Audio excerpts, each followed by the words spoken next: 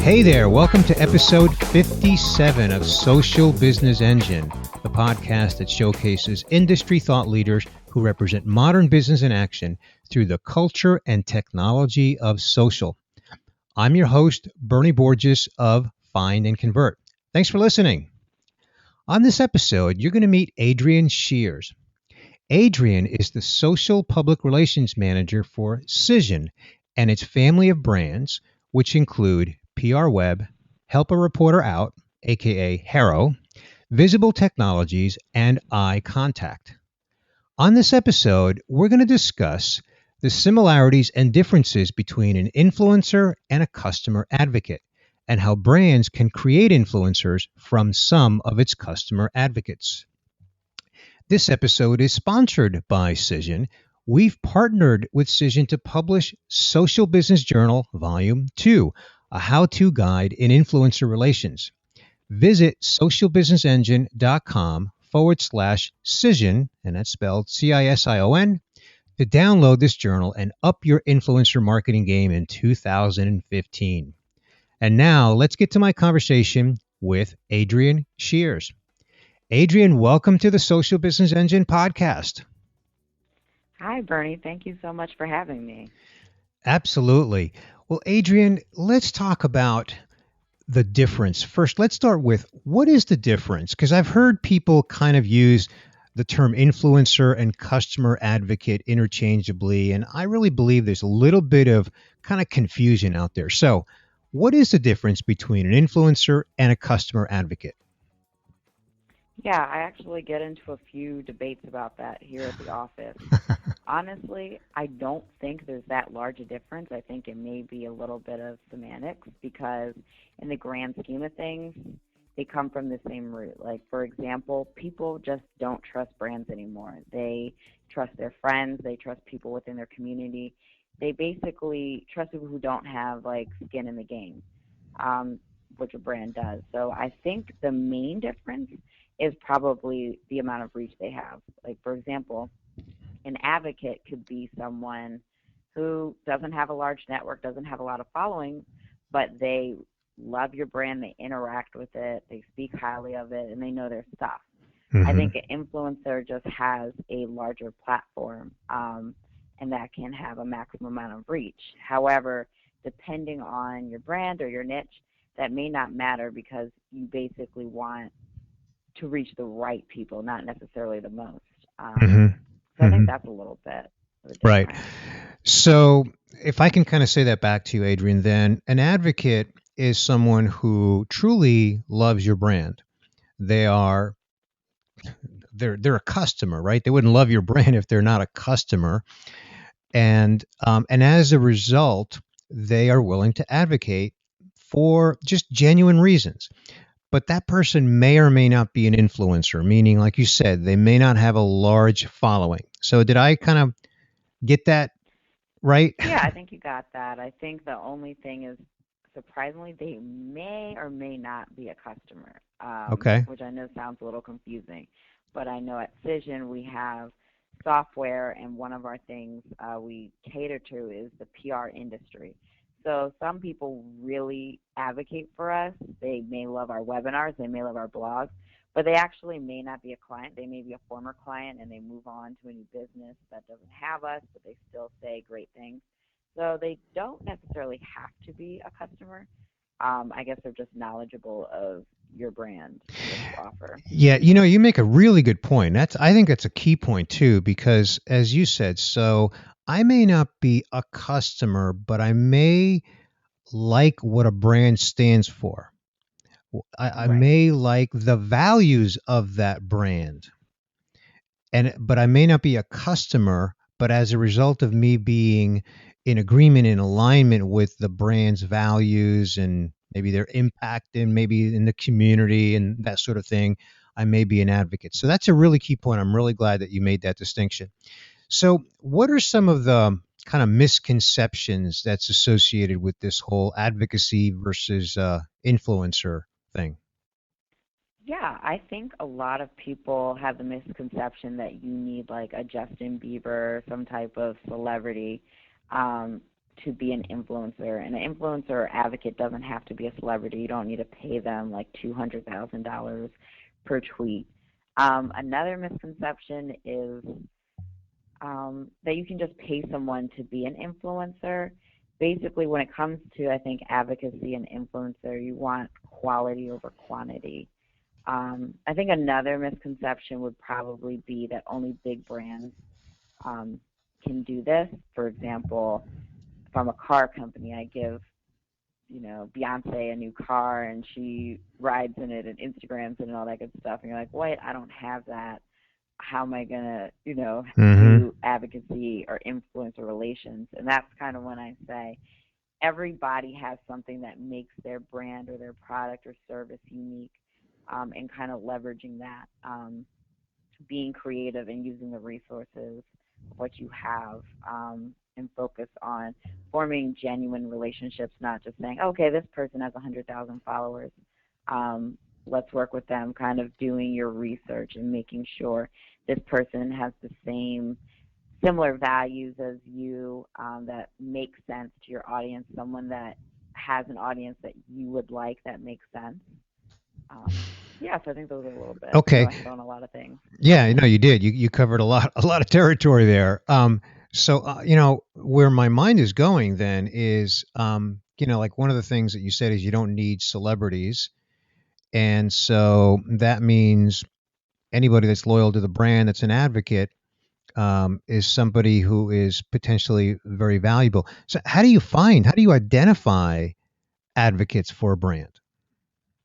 Oh, you can do a few ways.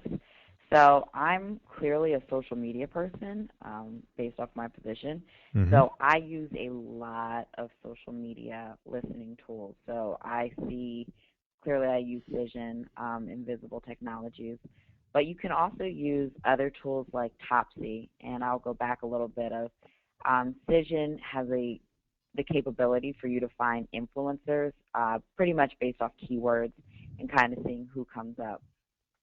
You can also look online and look at hashtags, for example, like if you're Hmm. in an event and you want to see who's like the event marketing or even a person at a particular conference. You can do a lot of things and kind of see who are the people talking, who's responding, if you see someone retweeting the same person, find out who is this person. Right. Another thing I would encourage, you don't have to just use social media. I would say anyone on the front lines you need to be talking to. And when I mean front lines of your business, I mean people who are client facing, people who are in customer service, people who interact with your customers day to day because they know all the stories. They know things that you may not necessarily know. Um, and so they can say, like, this person, they call in all the time to kind of rave, or they had a lot of problems with our product, but with this upgrade, they are now so happy and they got some great results. So kind of working with people in your own organization and kind of asking those questions, see who are the people. That is a great point, Adrian, because, as you're going down the list of social media listening tools and things like hashtags, I'm going, yep, check, check. Like you, I'm a social media person. Most people listening to this podcast are probably social media person. But Right. sometimes, like you point out, it's those people on the front lines that are actually engaging with customers, sometimes turning an angry customer, resolving a problem, and turning that angry customer into a happy customer who has the potential to be an advocate. That's really a great point that I hadn't thought of. Yeah, a lot of people overlook that. I know, like, tools, they're really sexy and cool, and we can just be behind our desk and, search all these people. But yeah, social media is not the only way to connect. In real life, people are connecting on the phone and, all that good stuff. So Right. definitely an avenue I recommend people, go down. Right, right.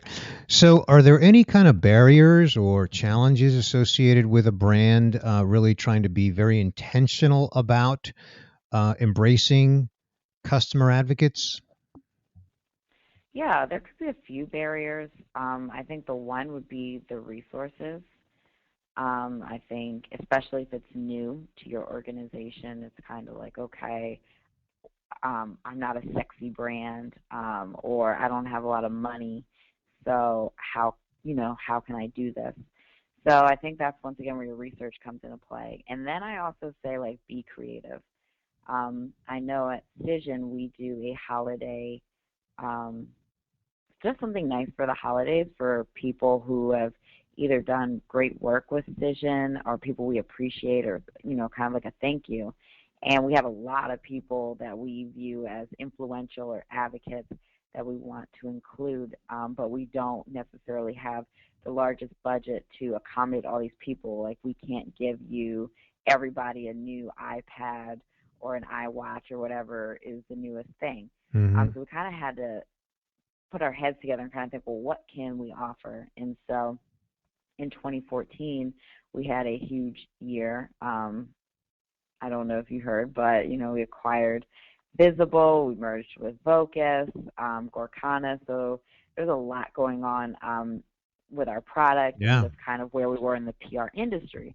So basically, we kind of wanted to show, like, hey, we had a great year. We're rocking around the PR industry, but we didn't want it to just be self-serving, right? They don't want updates on us. We kind of want to make it fun, educational, but fun. So we basically gave them all little gifts from different parts of the world where we have now business. So Mm-hmm. Gorkana was England, so we gave tea.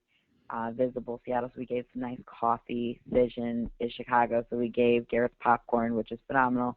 Yeah. Um, I just had them on my and they, podcast, so I know all about them. yeah, I Yeah. saw that. Yeah.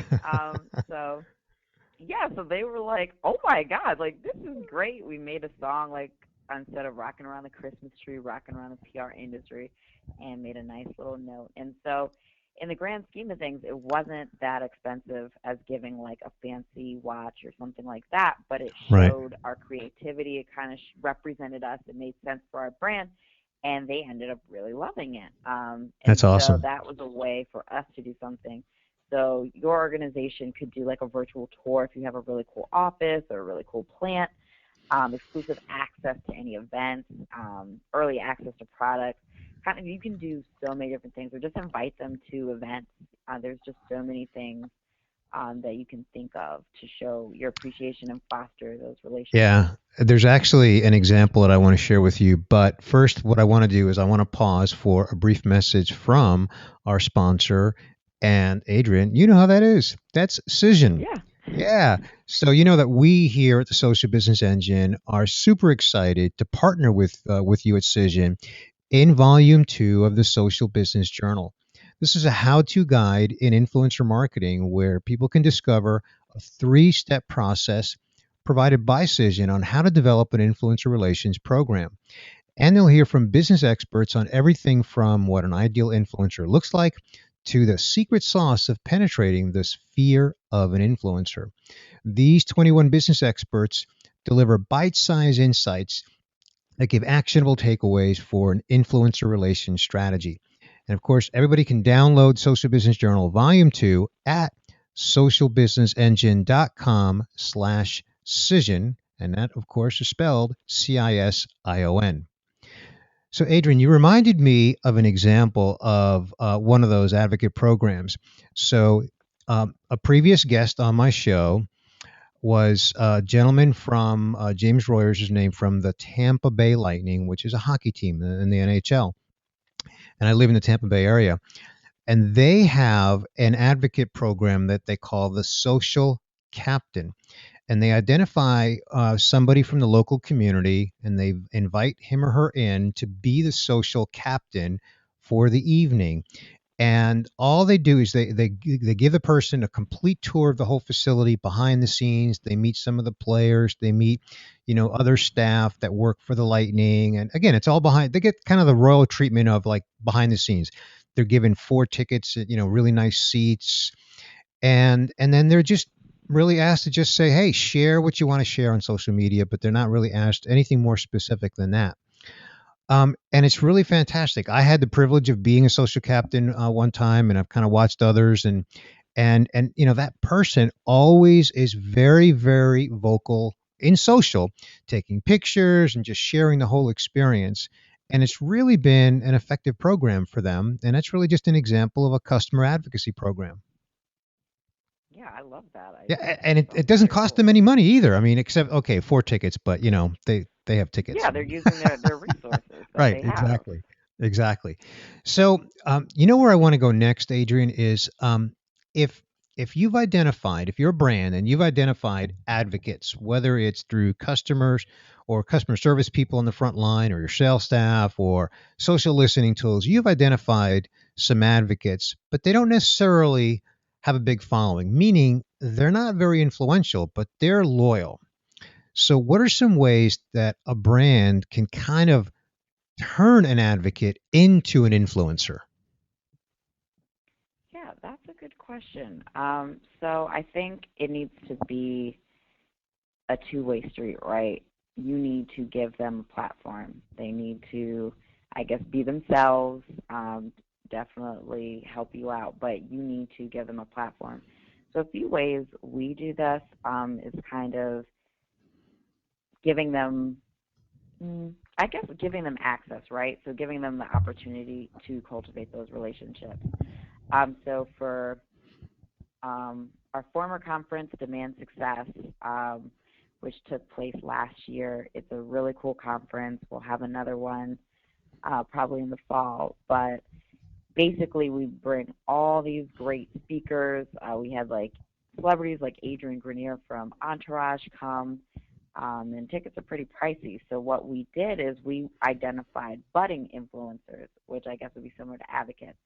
And these are people who are they attend our webinars. If I tweet a question on Twitter, they're there. Hmm. Um, you couldn't ask for better people. Do they have the tens of thousands of followers? No, they don't. Hmm. But what we did is we had a budding influencer contest, basically giving them some content about Cision, Vocus, kind of what the conference was about, and basically gave them each a unique URL. And basically, the top people who drove traffic to the website got a ticket. And so that helped them in the meantime, but also it gave them content that other people in the industry wanted. Also, when they got to the conference, they were live tweeting, they were blogging. We kind of helped them have more content, and of course, we helped promote their content, send it out on social media, also helping expand their reach. I think so. I know that was a really long answer, but kind of cultivating them, giving them a platform. They, of course, have to, I don't want to say want to be influential, but, I can't make them Right. influential, right? I Right. can only help them, Right. I guess, Yeah, they need expand to their reach. embrace it in a very natural, kind of authentic way. So, to your point, yeah, yeah. And you use the term budding influencer. So, by that you mean sort of someone who's like an emerging, up and coming influencer. Is that what you mean? Yeah, I think that's what I think I could see in a couple years, them being the influencer. I feel like I use the term budding influencer because they did have some influence, right?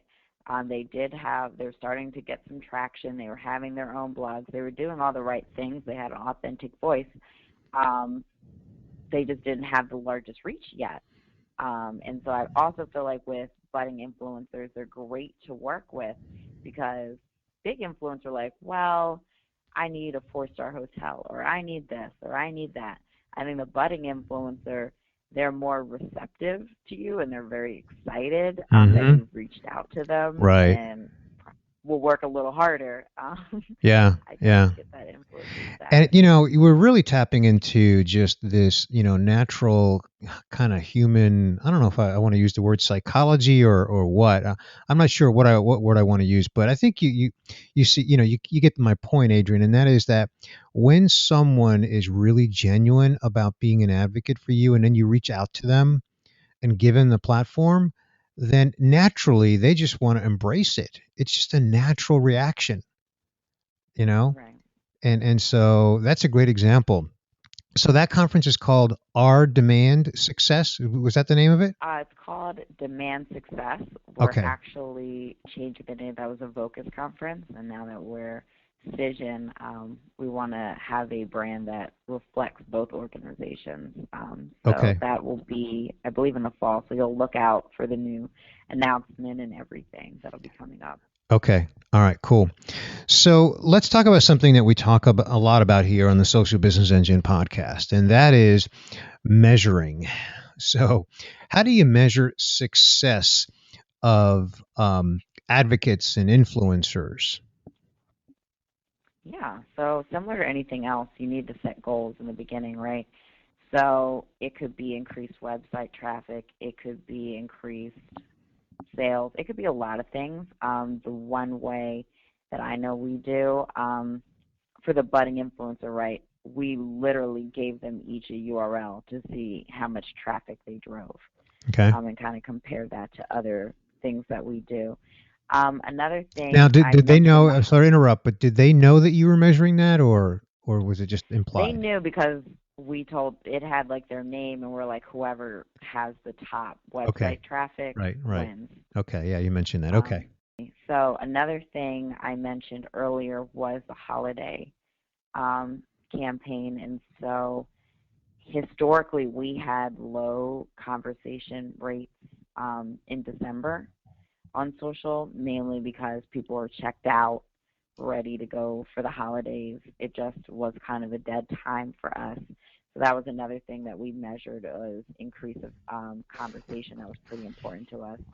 And I also think previously because we didn't have any type of influencer relations program, we also looked at the difference between how many influencers regularly engaged with us before the program and after the program. Another cool thing you could do, depending on your goals, would probably be like reviews. I know a lot of organizations, it's either third-party reviews, such as like a Yelp site, for example. If you're a restaurant, you may try this advocacy program and see, and your goal may be not just to increase awareness, right, but increase positive reviews of your restaurant or whatever it could be. Hmm. So there's a lot of things you can do as far as short term, over time, things like that, but it all comes back to what are the goals and kind of knowing like what does success look like so you can benchmark.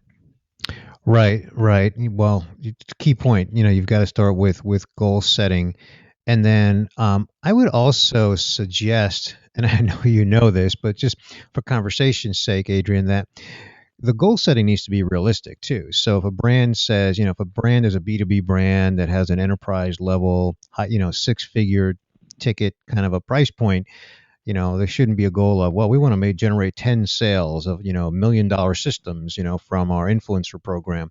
Maybe long term, that might be something that you can do some attribution of, but short term, you've got to have other kind of KPIs in place that can eventually, as I mentioned, be attributed to that in the long term. Have you seen anything along those lines? Yeah, I think we have similar things where we're like, okay, this is, I think I mentioned like website traffic and all that good stuff. And then, of course, clearly we would like to sell more software, but we are aware, people don't see a tweet and are like, I'm going to buy, Right, $10,000 worth of software. right. But we did have people say, okay, who are these people? Let's take a demo. So Right. maybe that wasn't the primary goal of this campaign, but we definitely put that as a benchmark for the future. Like, okay, this generated some inquisition into what exactly we are. Yeah, yeah, I call that if then metrics. If people become aware of a brand that they didn't know about before, and then they're willing to say, "Hey, I want to know more. I'll sign up for a demo." And then as a result of that, you see some uptick in sales. Well, then you can connect the dots there. I mean, there's some Right. attribution that you can point to. So yeah, okay, terrific. Well, Adrienne, I want to segue to my one thing question. And you know that this is where I ask you if there's any one thing that you could change about the way that business is conducted today, what would that be? I think the one thing that I would change is maybe, I don't know, a little naive, but I think it would be to take more risks. as far as communication with employees or with your customers. I think especially as advocacy programs are growing, I know, we don't question, for example, email marketing, right? I don't want people thinking like advocacy programs are just fluff. I want them to become something integrated, because this is kind of the way the world works now. People trust other people. You need to work with people.